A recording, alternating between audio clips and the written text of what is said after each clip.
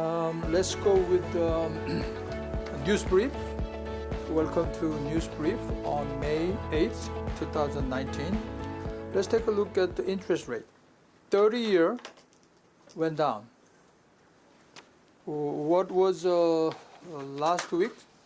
4.125, and this week 4.0. Okay, 15-year rate also went down a bit, 3.625, and 10-year Treasury 2.462%. Of course, went down, so it's almost like synchronized with 30-year fixed rate. Okay, still prime rate is 5.5, even though I think this year we had the 2 FOMC meeting, but they didn't lower or they didn't raise. So still same. So therefore prime is still 5.5. Okay, first news is a couple of weeks ago we talked about naphthalene smell in Edgewater. Okay, out of Quanta Superfund site. I think maybe around this area, they're going to put 4-story high temporary tent-like structure. Okay. On the hopes of containing naphthalene fumes when work resumes at the Quanta Superfund site in Edgewater, the first 4-story structure is being built in response to widespread complaints by residents over the noxious fumes that inundated nearby community for months. So they had a lot of complaints. They sued the town municipality, etc. So then, if they do that, stockpiles of contaminated soil and the process of solidify it on site will now be managed under the structure being installed to control vapors instead of out in open, according to US EPA, which is overseeing this 78 million cleanup plan. So EPA is monitoring this whole process. Total cost expected about $78 million. So as I said before, basically main process is solidify, meaning they put other component, chemical component, and just make the soil inactive. Okay, that's the kind of main goal. The air filtration units will be installed next to the tent to move 95% of contaminants before venting to outside. In fact, this site, the story begins 1940s. It used to be the coal tar manufacturing facilities. You know, the black stuff, coal tar. So they're producing the coal tar in this site. That's why it has a problem.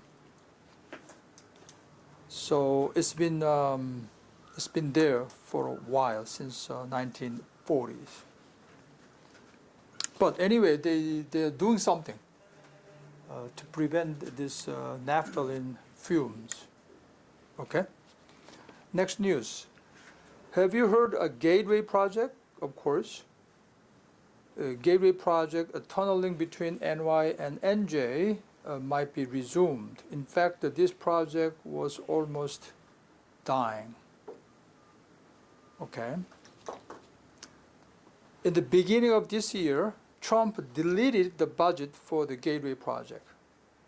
This project was proposed Obama era in 2011 and this projected cost, total cost, expected cost was 2 trillion. In Korean, 조, 2조, 2조 달러. Okay. With this project, you know that, right? Right now we have a two tube, the Hudson, we call Hudson Tunnel, but it's been old, and also it's got damaged from Sandy. So that's why there's a lot of sometimes delay, the NJ transit. By the way, this project includes putting two new tubes underneath. Okay. Of course, it's a huge project. I think this is probably biggest project recent years in U.S. And also another part of this project is New Jersey, they call Portal Bridge. In other words, they have to connect out of Hudson River, they have to connect this to all the inlet across the Hudson River. Okay, that long railroad bridge we call Portal Bridge in New Jersey. So it's like a two different part. Okay. And this project, so it was almost like dead. Why? Because Trump deleted the budget for the Gateway project. But May 2nd, 2019, this month, House Representative Transportation Committee Chair Peter DeFazio has sent a letter to New York City that this committee might support the project, which is good news. And the chair, Peter DeFazio, has shown interest on this project and recently looked around Hudson Tunnel by himself. Okay. So as I said, the NJ Portal Bridge project, the New Jersey side, it's ready.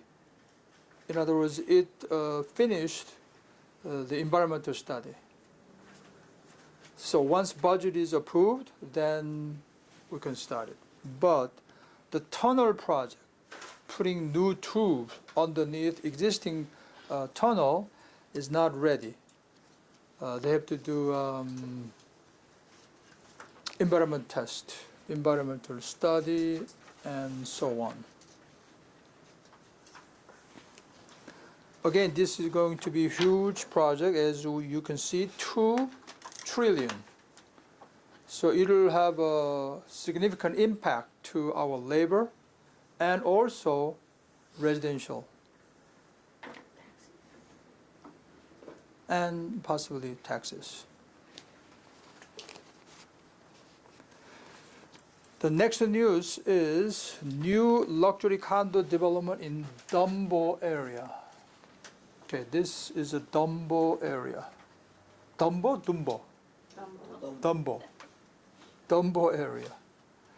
In other words, from Manhattan, Brooklyn Bridge, across the bridge, then first section. This is very expensive section. And there's a new condo development. Total unit is 165 units. And this condo, new condo, is expected to be very hot because price advantage. Okay, so this is Dumbo area, and 98 Front Street is right here. Somehow, but of course we don't know why, but compared to around this area, other Dumbo area, this project, they priced a very attractive price. Let's take a look at studio starts $595,000.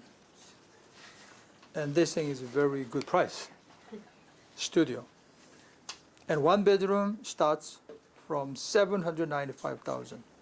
And two bedroom will start from 1.38 million, and 3 to 4 bedrooms from 1.85 million to 4 million. Of course, amenities include the pool, spa, a fitness center, a courtyard garden, rooftop terrace, etc. And it will be completed in 2020. Now, the real estate price for Dumbo area, which is the part of Brooklyn, the Tech Triangle. Where is the Brooklyn Tech Triangle? First, Brooklyn downtown. The second is this area, Dumbo, and Brooklyn Navy Yard. So three area we call the Tech Triangle. Okay, so this Dumbo is one of that Tech Triangle areas. So this Dumbo area, it went up the price-wise really tremendously for the last 20 years. For example, among the recent 51 listings in this area, only one listing was under 1 million. Okay, so below 1 million is very hard to find. Among 51 listings, residential listings. So that much, this is one of those famous area in Brooklyn. Okay, next news is kind of good news. Mortgage interest rates are going down in US. Okay.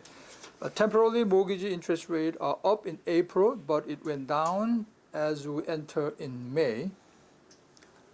Freddie Mac announced the 30-year national average is 4.14% compared to last week's 4.2%, while it was 4.55 a year ago.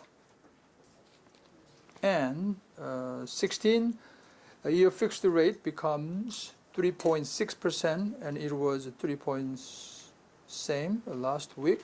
Some mistake. While it was 4.03% a year ago.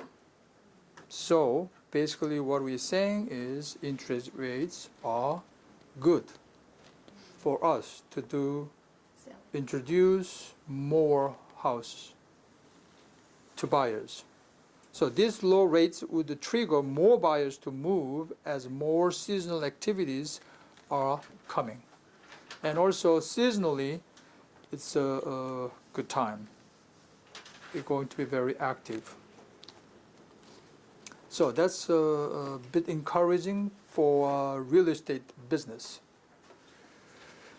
Okay, there's some changes in real estate market reported on Korea Daily, May 6th. Some changes in real estate market, which is more offices move into shopping mall. In other words, a shopping mall is converted to office complex. That's interesting change. Now, offices in a shopping mall is a new trend, such as in LA. Traditional retail stores in shopping malls closed down due to supersized internet commerce. So shopping mall owners would think that office is less risky, and it might create further foot traffic to other stores if they attract office tenant.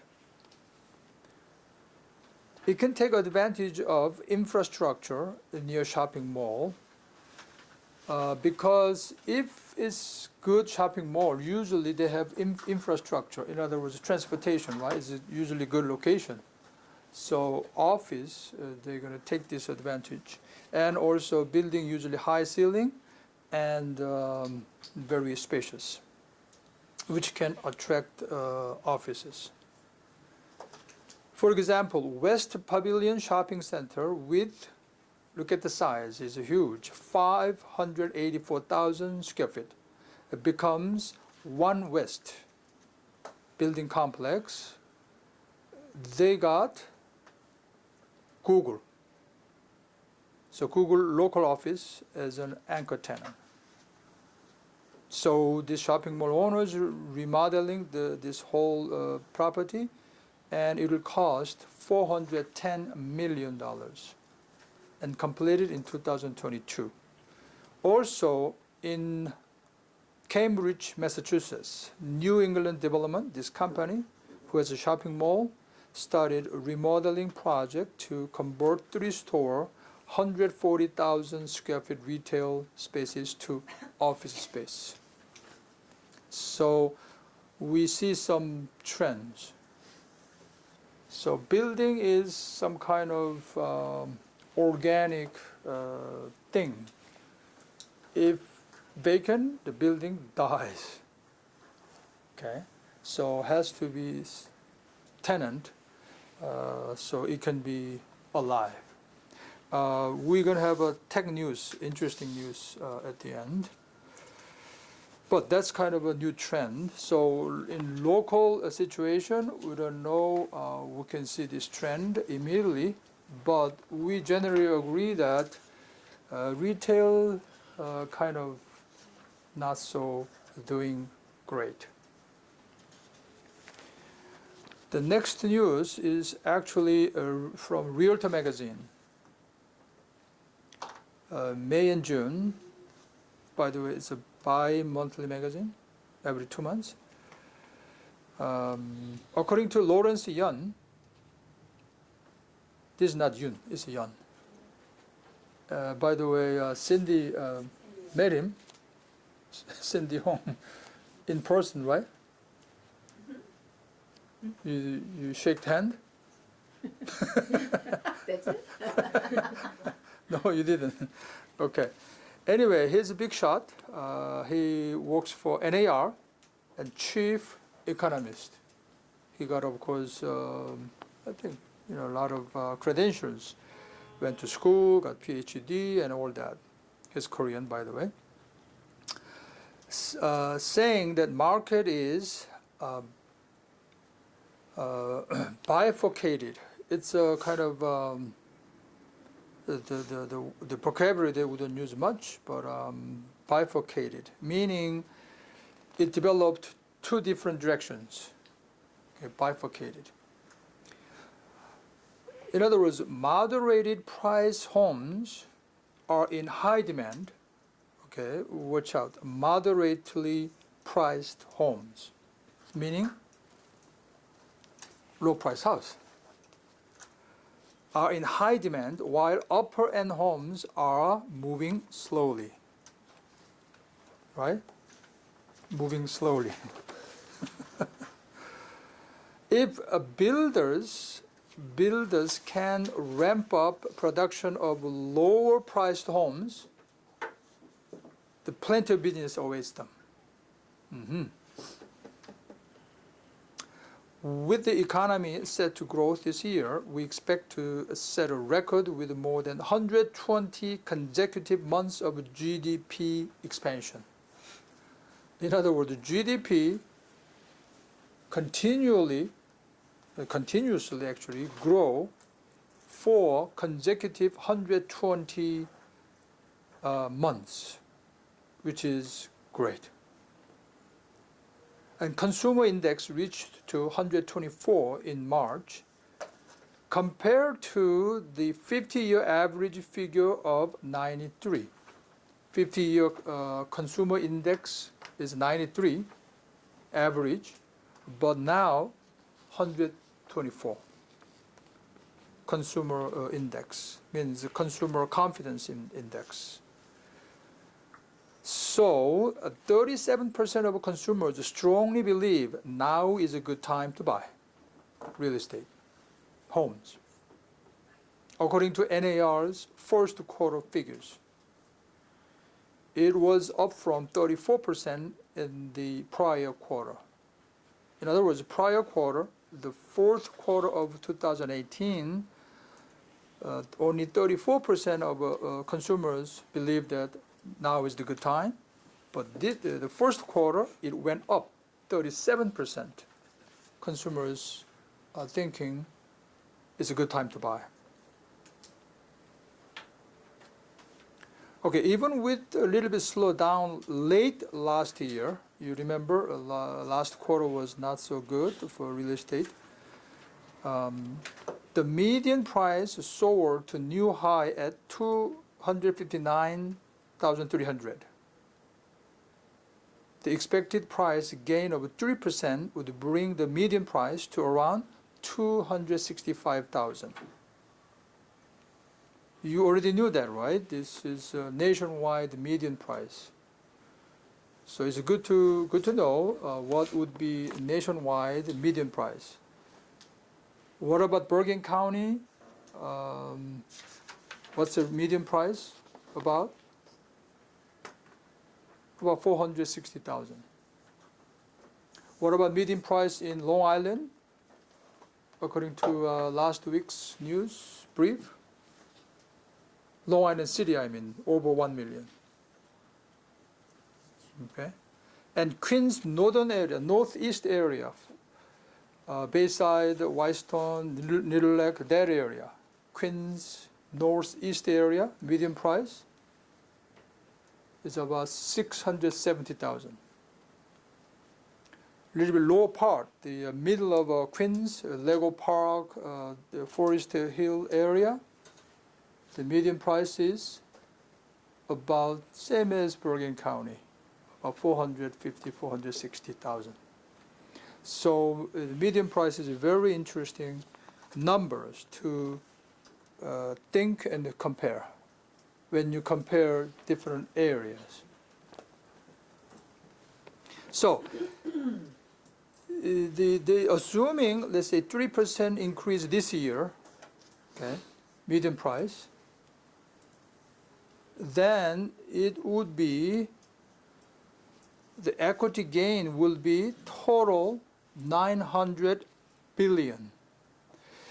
This is fascinating because real estate, it deals with such large numbers in terms of money. So only 3% increased house price in US, it will create 900 billion equity.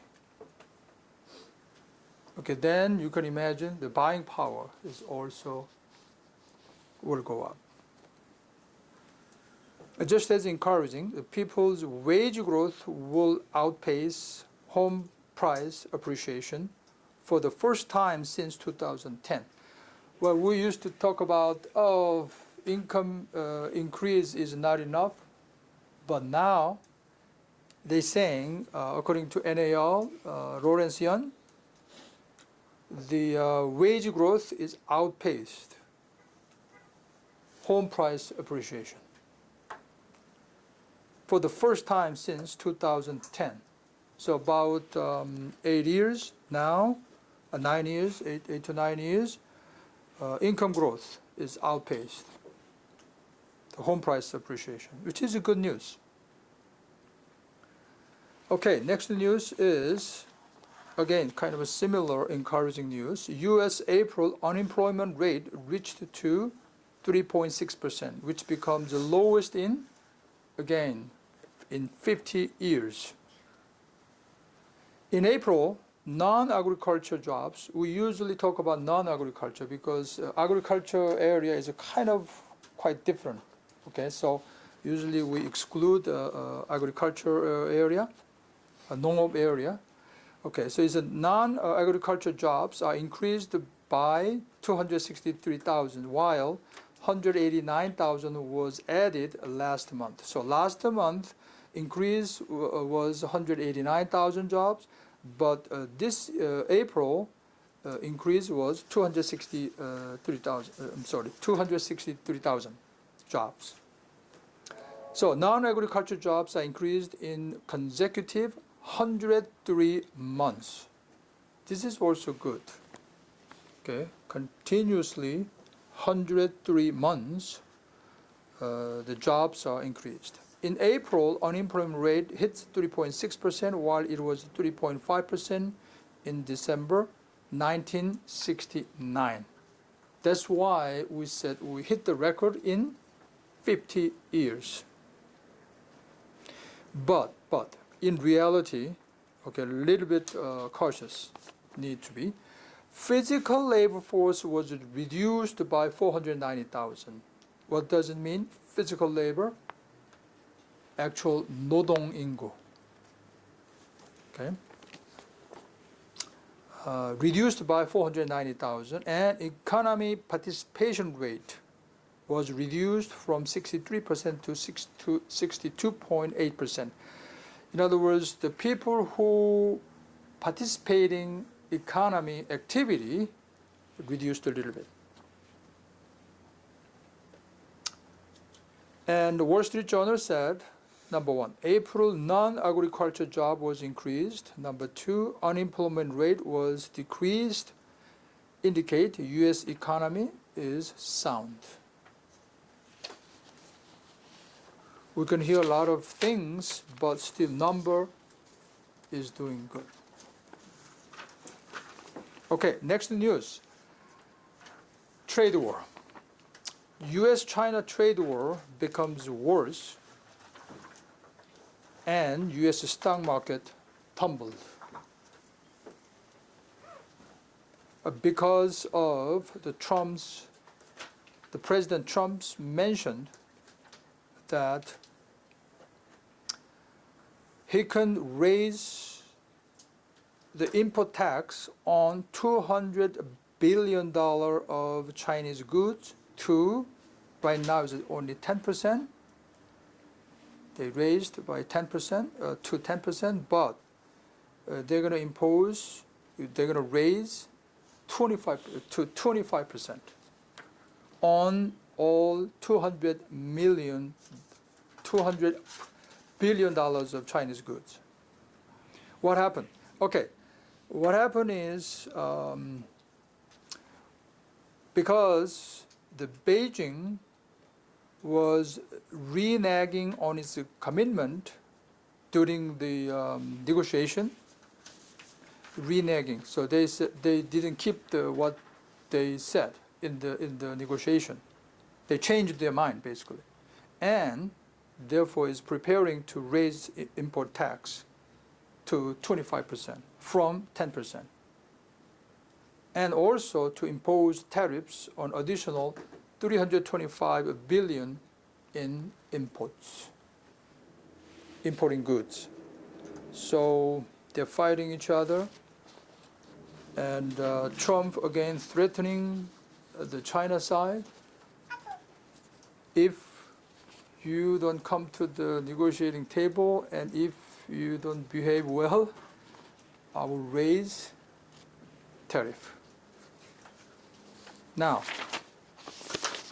Warren Buffett mentioned about this situation. He expressed, oh, this is going to be some trouble, worries for the trade war. But he recognized this would be Trump's tactic for quick results.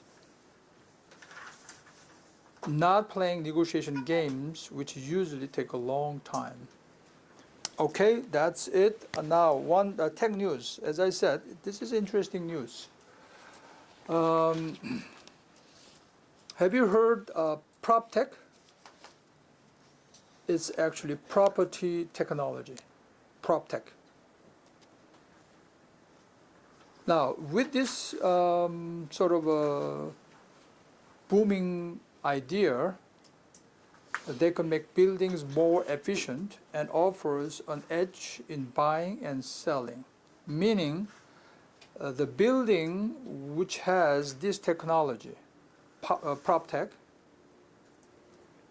will be sold more quickly and with a higher price, and easy to sell and buy. What they do is they try to develop some kind of operating system What's operating system? In computer, you have operating system, right? Window operating system. It governs everything. Okay. Same thing. They want to try to they try to develop the operating system for a building. So this technology controls real-time data and collects the data and control the all aspects of a building. For instance, tenant occupancy and water uses, okay, and office temperature. Of course, then you can monitor air conditioning activities, heating activities, all in one place. Just like you control everything by handphone. Okay, so this piece of technology can control everything on like just a handphone.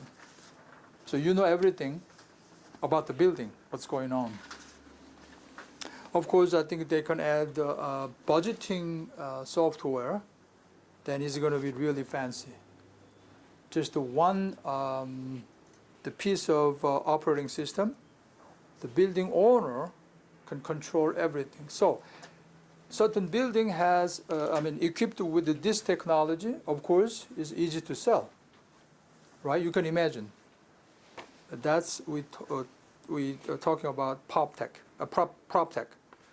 So, for example, a startup company, New York based, who wants to develop operating system that they called Nantum, which capture and controls real-time data on metrics like building occupancy, water uses, office temperature, etc. Now, globally, $12 billion invested in these Proptech startups. So this is new. There will be a lot of startup companies. I want to do this. Okay, so a lot of the investment. Now globally, it's about $12 billion invested in this technology. So in the future, you will see, you will ask your the building owner. This building has a Proptech, the technology. And the owner said, no, not yet, or yes, we have. So then it's very easy to sell, because with this sort of control panel, it can be on the handphone. You can see everything, all the data on your hand. So I think it's very interesting